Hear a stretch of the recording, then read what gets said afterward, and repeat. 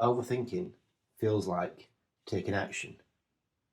Because the more we overthink, the more we think that we are doing something useful when ultimately we're stuck.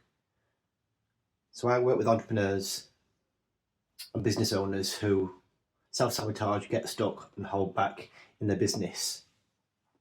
I work with hundreds of people and I see regular patterns all the time.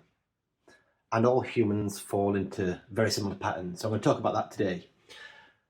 I'm going to lead you through a process what most people follow. So I'm going to show you how our overthinking is triggered, how our freeze state is triggered, and some types of archetypes for people who self-sabotage. So let's say we want to release an offer. You may be doing well in business. This doesn't mean that you're not doing well. It just means that we still can get in our own way no matter what level we're working at. Release a new offer. Maybe it's bigger than you've ever released before. Maybe it's worth more money. Maybe it's to a new set of people. And we call that a trigger in this scenario. So the trigger is we want to release a new offer into our business. Well, the body and mind does a scan, an emotional scan, looking at how this might affect us, how we might feel about it. If we feel guilt, shame, hurt, pain, and a whole other boatload of emotions we've never actually faced or dealt with or processed or understood, then the nervous system closes off, shuts down, and we go into procrastination.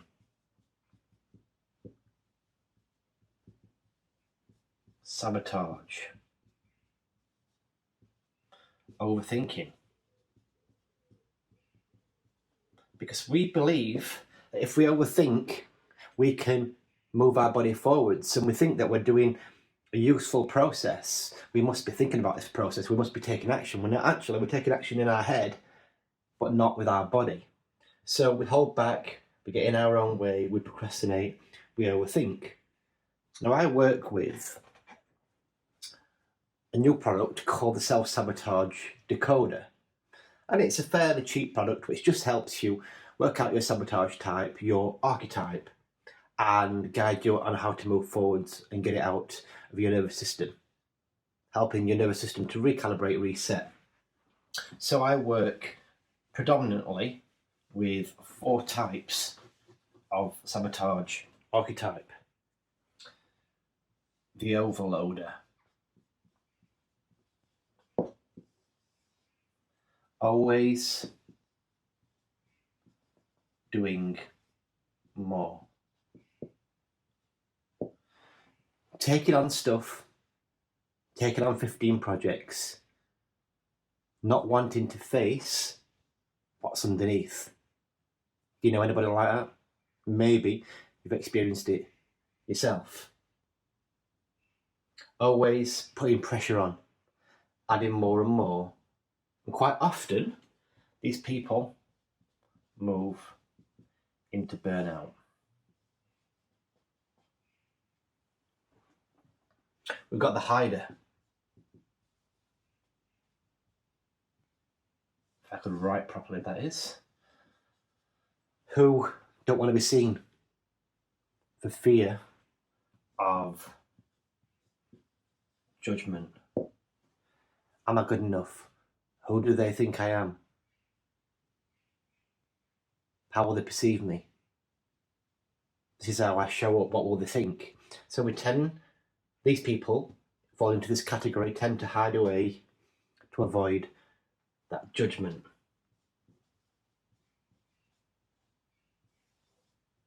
We've got the chaser, always chasing the next program.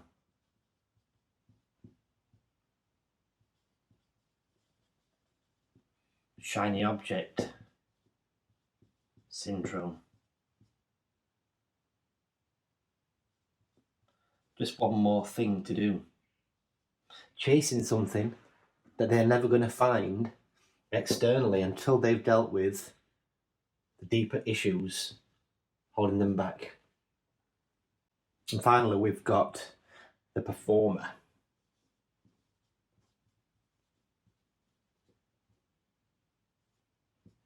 The mask wearer.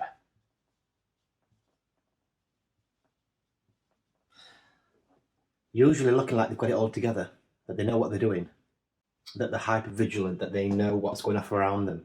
But deep down, we never actually see the real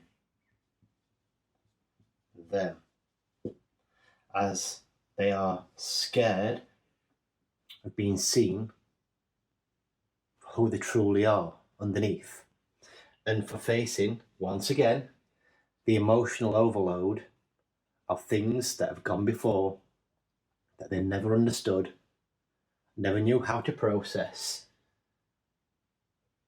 And the performer will always wear a mask until they're willing at that time to take action, to face what they don't want to face. So these are the 4 classic archetypes. And in my one-to-one clients, we help work through where people sabotage, especially in business, in terms of turnover, relationships, moving forwards, putting new offers out. And I think the main point to remember is that all these points are emotionally driven. None of these points are really working with logic, because it's not logical to understand that if we overthink, we're going to move forwards faster. If I just do this, I'll be okay. If I hide away, no one gets to see me, but then you don't make progress. If I keep chasing, one day something will work. If I keep wearing the mask, no one will actually see the real me. But ultimately, all these can be worked through. So if this has helped you make an understanding of some of the deeper reasons why you sabotage, and if you'd like to find out what category you might fall into, there's a link in the description, take you to my Self Sabotage Decoder, where you can go through my questionnaire, get a rewiring video, and help you move forward past these points. I'll see you in the next video. Bye for now.